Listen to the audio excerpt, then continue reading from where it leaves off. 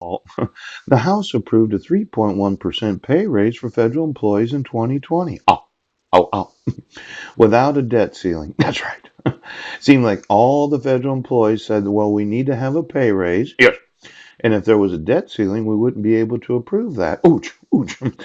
Now, when I look at the actual percent pay raise of every federal employee for the last 50 years, yes, I want, well, somehow, yes, somebody got it in their minds that my pay was important than the actual credit rating of the debt of the United States of America. Without a debt ceiling, yes, it's difficult to calculate the current, yes, expenditures of the United States federal government, yes, and the future liabilities of the debt of the nation. Now, I've always been playing this game called AAA rating. Yes, it's the rating of the United States of America. Yes. When issuing any debt, yes, known as bills, bonds, or notes to pay the legal obligation. Well, I think you're going to get a pay decrease. See, when it goes from double A plus, isn't that right, S&P? Ooh, to double A, yes, to A, yes, to A minus to B, or is that triple B? I would think, yes, that anytime you suspend the debt ceiling, yes, it makes it very difficult to calculate the credit rating of a nation.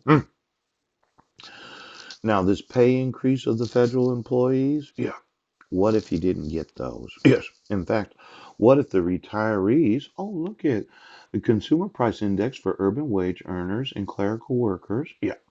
The Bureau of Labor Statistics uses calculate cost of living adjustments. Now, this is the myth versus the reality. This was the myth. Oh, this is not the best index to use for seniors. No, no, no. Households, yes, included in the CPIW earn more than half of their income through clerical or wage occupations. And at least one of the household earners must have been employed for at least 37 weeks before during the previous 12 months. Now, NARF contends that this population does not represent seniors and therefore should not be used to determine the spending habits of retirees. The Consumer Price Index for the elderly, yes, better reflects the retiree population. Now, just so you know, if you're retired as a federal employee, well, and you think this is better for you as a retiree, yeah, versus the myth of the CPIW, for those that are current employees of the federal government, yeah, for your cost of living adjustments, yes, that 3.1% pay raise for federal employees. Looks like after you retired from your federal government service, yes, there was this perception that in retirement you're no longer earning a living. Yes. And so your income should not be dependent upon the pay increases of federal employees. No, it should be based upon the CPI of the elderly. Yes. Now, it's so good that you retired from federal government. Yes.